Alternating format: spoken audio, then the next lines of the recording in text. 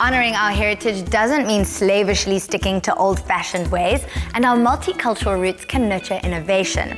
If that sounds a little bit abstract, then Chef Sylvester Nair's Heritage Day-inspired menu will offer a practical and very tasty explanation. Welcome back to my kitchen. Today for Heritage Day, we're going to do a few South African dishes with my twist on it. For starters, I'm going to do a butternut biltong blue cheese salad. For my main course, I'm going to do a chicken stew with ngushu, samp and beans. And for dessert, I'm going to do an Indian vermicelli with my little twist on it. So for my butternut and blue cheese salad, I'm going to do some caramelized onions, sauteed artichokes, sauteed mixed tomatoes, some butternut biltong. I'm going to finish that with blue cheese, a bit of microgreens, and a balsamic sauce. I'm going to cut my onion into petals. So just like that, and then I'm going to remove the bottom and the top. I'm just going to grab some olive oil. It's going to go into my preheated pan. So I'm just going to put some onions in just to get some nice color on that. And you only want to use the petals just for plating purposes. So just a few pieces straight in. I'm going to do some artichokes. These are lightly pickled artichokes. If you have fresh artichokes, that's also fine, but the pickled artichokes also add a nice tangy flavor to the dish. You'll see I'm not going to do too much of salad dressing because the blue cheese as well will melt over all of this and make it nice and saucy. So I'm going to do a little bit of the butternut in here as well. I'm just going to mix that up to get some nice color on the onions, on the artichokes, and on the butternut. I'm just going to season this with my secret spice. It's a bit of dried chili, brown sugar, and dried garlic. Nice helping of that. I'm just going to mix that up a little bit. I'm just going to grab my bowl, and then I'm going to start plating up my starter. I'm going to add some of my lettuce to my bowl. Just going to spread that out nicely. You can tear the lettuce up a bit. Heritage Day is all about family and the heritage of our country. I chose this salad because biltong, generally a snack that we would eat around watching the rugby or watching the soccer. Also, it's a snack that's very versatile. At the last minute, what I want to do just before I get my stuff off, I want to add some of my cherry tomatoes. So I got some nice green, red, and yellow cherry tomatoes just to warm them up. I'm just going to add a touch more of olive oil to that. See some nice colors in there, nice sweetness coming out from the artichokes. I'm going to add some of my artichokes, cherry tomatoes, and butternut over my salad now. If you want, you can put a little bit of cinnamon over that dish. You want to add the blue cheese while the dish is still nice and warm so it can kind of melt all over it. Also, the flavors can infuse with the other items like the butternut, tomato, and the biltong on the dish. I'm just going to roughly crumble that over. With the blue cheese, you want to put as much as you would like to put. Okay, I'm going to just drizzle that with some balsamic vinegar. There we have it, our butternut, blue cheese, and biltong salad for Heritage Day.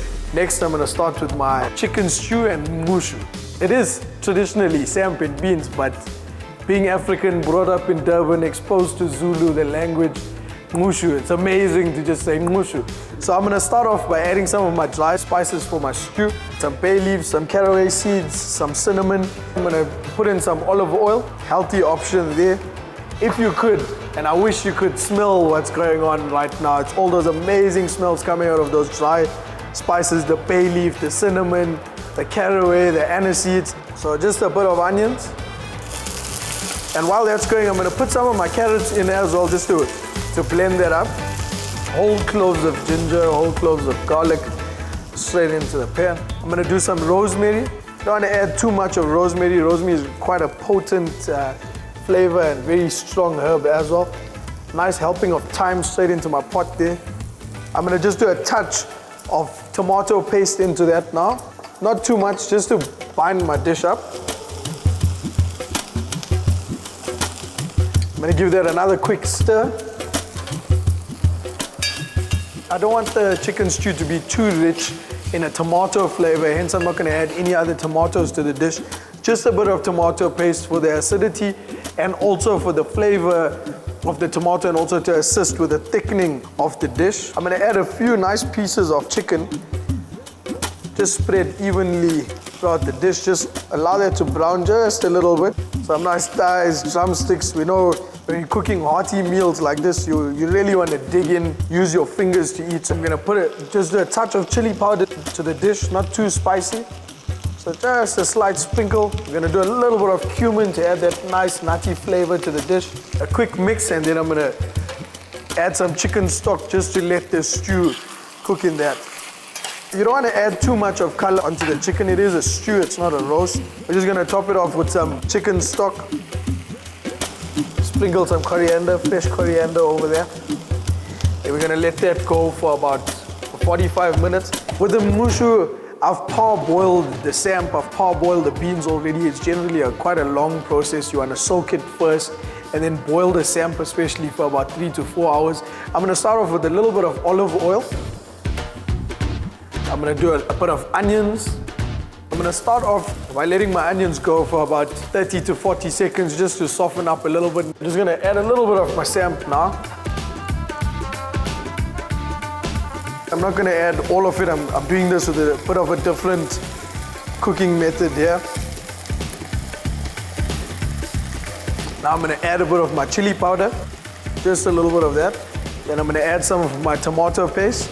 Not too much as well. I don't want to kill the flavor of the samp and the sugar beans. I'm gonna give that a quick mix. I'm adding it in gradually just so I get different layers of flavor as I add in the spices, the beans, and the samp. I'm gonna add in the sugar beans with all of the liquid that I've boiled it in as well. So that's gonna go straight in there. Now I'm gonna add the rest of my samp to that. I'm gonna give it a quick stir again. I'm gonna just add a bit of chicken stock to that. You don't have to use chicken stock. You can keep the water from the beans and mix that up. We don't have to let this go for too long. Our chicken curry is doing really well. My mushu is almost done.